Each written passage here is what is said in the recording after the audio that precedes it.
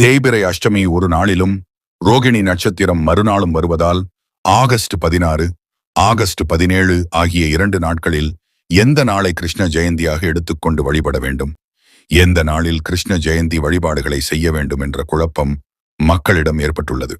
ஜெயந்தி வழிபாடுகளை இதனால் முதலில் கிருஷ்ண ஜெயந்தி விரதம் எப்போது எப்படி செய்ய வேண்டும் என்பதை தெரிந்து கொள்ள வேண்டும். கிருஷ்ணர் அவதரித்தது நள்ளிரவு நேரத்தில் என்பதால் மாலை நேரங்களிலும் இரவு நேரங்களிலும் கிருஷ்ண ஜெயந்தி விழா கொண்டாடப்படுவது வழக்கம்.